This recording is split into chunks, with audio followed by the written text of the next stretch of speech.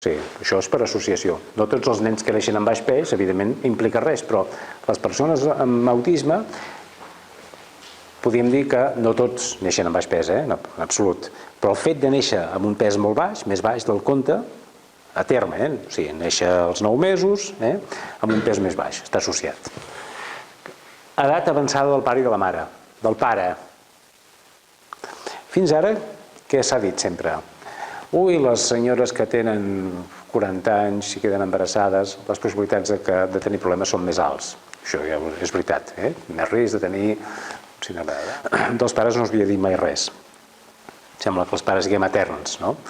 En realitat ara el que sabem és que tant els pares com, o sigui, tant els homes com les dones, això incrementa, és factor de risc, no es causa, no faltaria, no es causa. Però què estem veient ara? Que hi ha senyors que tenen 50 i tants anys, que es van separar, que tenen 2 fills, que ara tenen una parella més jove, que tornen a tenir un fill, i per tant sí que és cert que hi ha un augment del nombre de pares grans. I que això és una de les teories que es diu... Si ha augmentat, potser a nivell sociològic és de les poques coses que s'han incrementat en aquest sentit, pares grans, que hi ha fills de pares joves, evidentment, que tenen aquest trastorn. Hi ha un medicament, que és el valproat, que és un antiepilèptic i que se separa, que si aquest medicament es pren durant els 3 primers mesos de gestació incrementa les possibilitats, bàsicament, de discapacitat intel·lectual i d'autisme. Se sap des de fa un temps i, en realitat, la majoria de vegades, què fem? Doncs intentem no donar medicaments a les senyores embarassades, especialment els 3 primers mesos.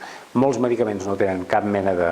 perquè ho sabem, hi ha medicaments que fa 70 i 80 anys que fan servir i que es poden donar amb dones embarassades i sabem que són molt segurs. Altres ja sabem que estan absolutament contraindicats i aquest sabem que està contraindicat perquè incrementa les possibilitats de...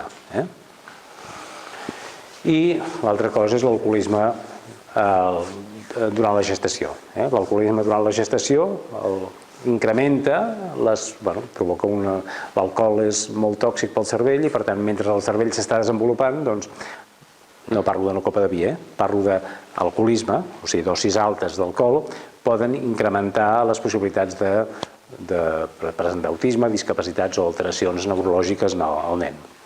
El SAF, la síndrome d'alcoholisme fetal, la fetopatia alcohòlica, que són nens i que tenen unes característiques físiques identificatives. Què no és la causa?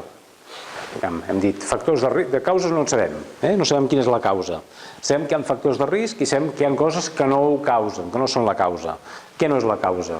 Jo dic que aquesta, sembla que diguem una tonteria ara, però que durant molts anys es va teoritzar, en aquelles èpoques ja passades, que perquè jo tinc un fill que té autisme, home, doncs perquè soc fred, no he transmès emoció, no l'he mirat prou als ulls, no l'he tocat prou, no l'he acariciat prou i per tant no ha fet l'aprenentatge del vincle.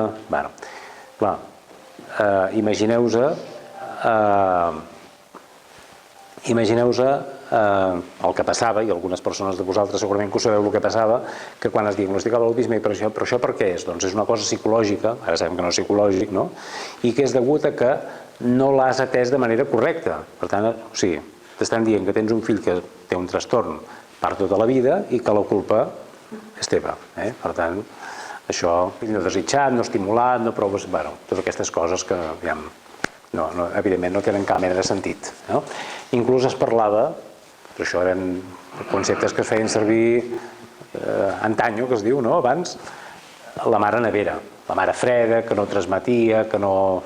Inclús es havia etiquetat així, la mare nevera, per tant, la mare que no feia, no s'implicava, no feia tota la cosa aquesta de la interacció, de l'estimulació, i el nen no aprenia. Això, sortosament, són teories que la medicina, com tot, ha fet moltes bestieses, han dit moltes tonteries, molts errors, i que la ciència, en realitat, la base de la ciència és que quan demostres que una cosa és falsa, doncs la idea nova substitueix a l'antiga. Hi ha una altra cosa que se'n diu comorbilitat. Vol dir que quan jo tinc un trastorn, Els trastorns comòrbids vol dir que són trastorns que tenen més tendència a associar-se amb mi, perquè tinc aquest trastorn, que no a la població general, que també els poden tenir, evidentment. O sigui, un 70% de les persones amb TEA, com a mínim, tenen un trastorn comòrbid. I un 40% en tenen dos. Això què vol dir? Que el trastorn per dèficit d'atenció i hiperactivitat afecta un 6% de la població. 6%, però si la persona té autisme, doncs no només un 6% de les persones amb autisme, un percentatge més alt. Trastorns del control d'impulsos, persones més impulsives, la impulsivitat, conductes impulsives, que tots en tenim, vol dir faig coses, dic coses sense calcular conseqüències, no? Per tant, les conseqüències no han sigut les desitjables, si ho hagués calculat no hagués fet allò, no hagués dit allò. Conductes disruptives, episodis d'agitació, trastorns de la conducta, bàsicament, que sabem que n'hi ha. No sempre, però que és més freqüent que n'hi hagi. Ansietat, depressió. Depressió, bàsicament, és més freqüent en persones que tenen un trastorn, el que en diem d'alt funcionament, l'Asperger. Quan hi ha una discapacitat intel·lectual severa és menys freqüent, però quan jo tinc la intel·ligència més o menys conservada, soc molt conscient que soc diferent, de que tinc limitacions, de que em costa més fer amics, que les feines no em duren, que a l'escola jugo sol al pati i jugo amb coses que els altres no volen jugar. Em sento més diferent i, per tant, això afecta l'estat d'ànim. El trastorn bipolar és un trastorn associat molt més freqüent que la població general. El trastorn bipolar amb la població general afecta un 2-3% de la població i amb el trastorn autista hi ha un percentatge de persones amb autisme que tenen, o sigui, un percentatge més alt que tenen un trastorn bipolar, l'insomni i una quarta part de les persones, fixeu-vos que això, aquí veiem molt clar el que és la comorbilitat, no podem dir una quarta part de la població general és epilèptica, no és cert, però sí que una quarta part de les persones que tenen autisme, o sigui, la comorbilitat és això, està molt més associat. El diagnòstic és clínic i, per tant, és clínic vol dir que és entrevista clínica, informació de la família, informació de la persona, observació i utilitzar algunes escales del recolzament que no diagnostiquen per si. O sigui, és allò, com que havíem fet una escala i diu això, el resultat de la prova diu això no és concloent. O sigui, les escales, l'A2, l'ABR, són escales de suport a l'entrevista clínica. O sigui, l'entrevista clínica feta per una persona que hi està basada, que hi té certa experiència. Quines característiques tenen, també? Doncs són molt honestos. Això que us deia, aquella persona que deia per dir una mentida primer me l'he de creure, perquè és que si no, no en saben. O sigui, no saben dir mentides, no tenen picardia, no tenen... Per tant, són molt honestos. Molt honestos, per tant, molt nobles, molt sincers, són molt literals i de vegades fan uns raonaments tan lògics i tan literals que penses, clar, és que és així, és així, no és d'una altra manera.